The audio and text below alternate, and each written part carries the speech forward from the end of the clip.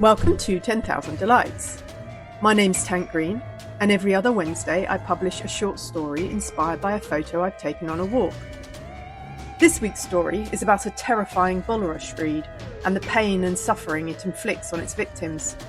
It's called the Terror Reed, and I found it on the Great River Ouse, somewhere between Huntingdon and St Neots in Cambridgeshire.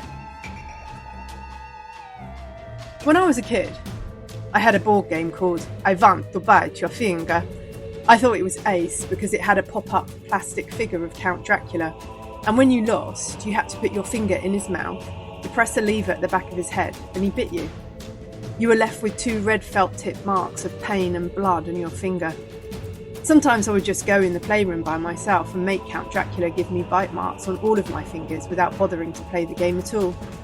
I think the Count also made a blood-curdling laugh as he bit you, but that might have been me.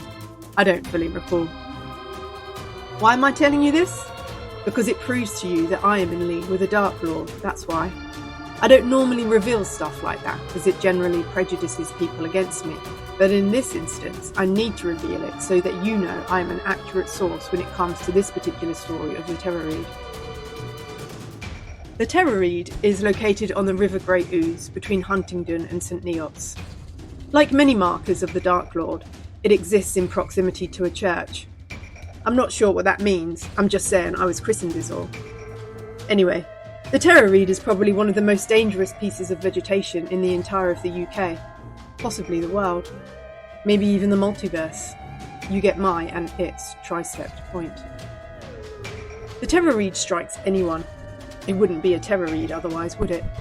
If it only got the bad, sanctimonious, perfect, self-righteous or terrible of us, then it could easily be accused of working on the side of the good. It can't have that, so it has a disorienting array of victims across all temperaments and life histories. Its message is that literally no one is safe, and what you do with that information is up to you. You might go, fuck it, I'll be in league with the Dark Lord too then, and effect all manner of chaos and carnage. Others might go, oh my golly gosh darn goodness, I better be as good as possible so that I can be protected from the Terror Reed. To which I would say, more for you, idiot, I said it strikes anyone. The point is, it doesn't really matter what you do or say in your life, whether you're a good person or a bad one. If the Terror Reed wants you, it's going to get you. I've been resisting saying what the Terror Reed does once it has you, mainly because it's personal. I try to keep my nature reportage more professional, but since I started with a true story, I may as well end with one. So here goes it.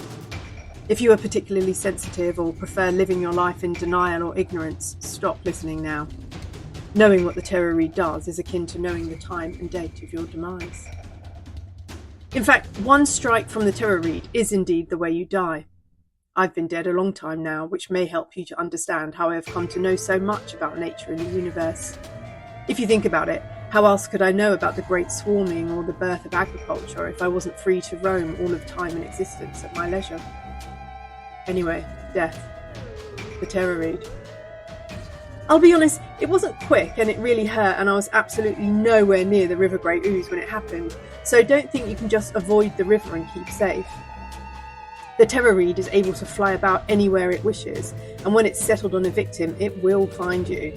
And when it does, you'll rue the day you were born. The Terror Reed starts by inserting the first step of its tip, just the once, into your body.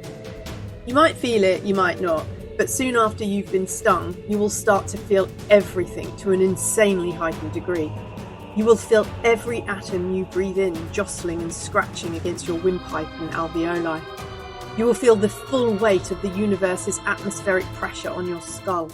The fibre of your clothes, the teeth in your mouth, the rings on your finger, fully everything about you will sensate, and you will go absolutely stark raving bonkers from overstimulation.